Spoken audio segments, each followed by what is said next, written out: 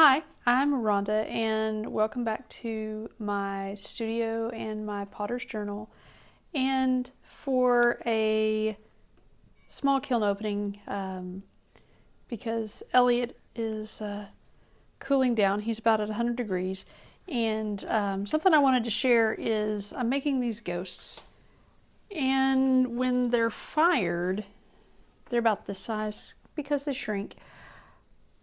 But what I do, because they are solid, anytime that I've made them, I set them on top of the kiln when I turn it on, so that the heat from the kiln can dry them out completely, so I don't have to worry about them being wet when I put them in to fire them. So let me get these little guys out of the way.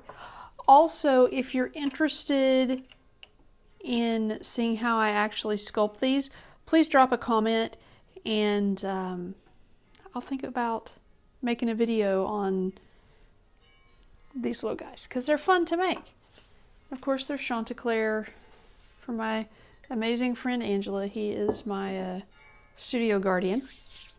So let's see what we have. Oh, some pretty things.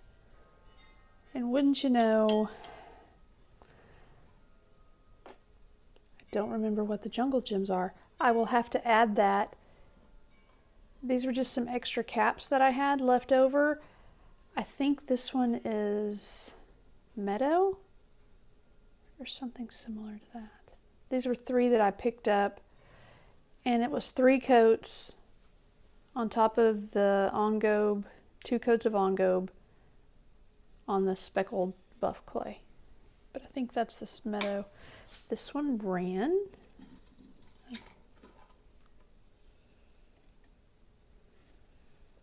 Shouldn't have put 3 coats of the jungle gems. But that is so pretty. I like that. These were a double test. I mean, this again is an engobe. Not engobe, apologize, a jungle gem. The engobe, I use the terracotta engobe on the white portion of this mushroom to see how it would play if I just put it on and wiped it back rather than doing the underglaze work. It's kind of interesting. I'm not sure if I like that use of the engobe. This same jungle gem, but I used a magnesium wash with this one and wiped it back. And with this one, I used the iron wash. That's kind of pretty. I think I do like I like how you get the brown from the magnesium wash.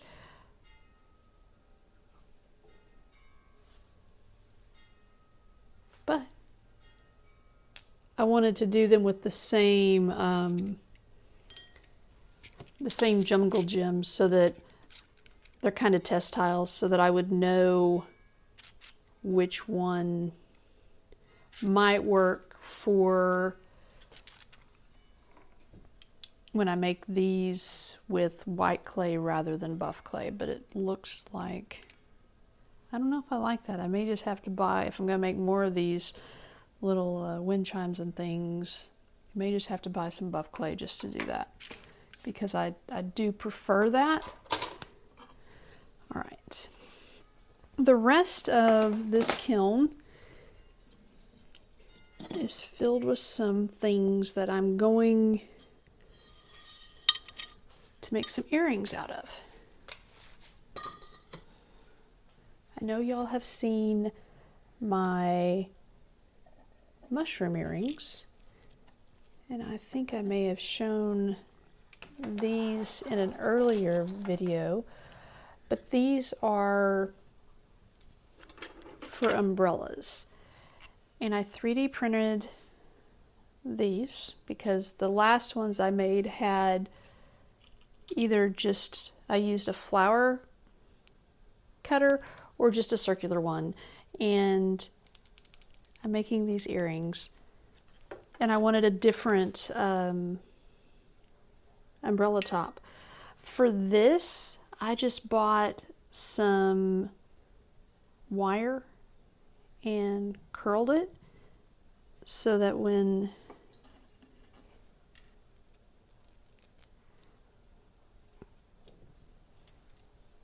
oops I don't necessarily like the sound with the white clay. It doesn't have quite the ring that the speckled buff does. Maybe the speckled buff is just a little bit thinner. You get a kind of a jingle out of that one. I don't know. But I have multiple glazes. This one is that same jungle gem. And again, I'll have to look it up because I wanted a black umbrella because black umbrellas are pretty traditional. I did use the 2 coats of the black ongo on the bottom of these so you would get a complete black umbrella top. This is an Amico glaze. I want to say that this one's no, I'm sorry. This is Grapple Stroke and Coat. And this is actually pretty much the same. It's the same glaze. This is the speckled buff and this is BMix. So pretty similar. This one is Lavender Celadon, which is really kind of funny because that's like 3 coats.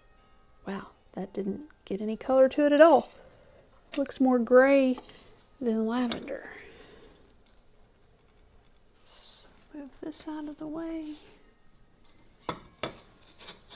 And then the bottom shelf, the ones on the left here, these are your mulberry. And these are your lavender. Let's see. But it'll turn out like that, and then I'll put a little bead on top, and then I'll cut and twist it and put it on an earring finding, and then you'll have little umbrellas. And I've got the big ones, and then I've got the smaller ones.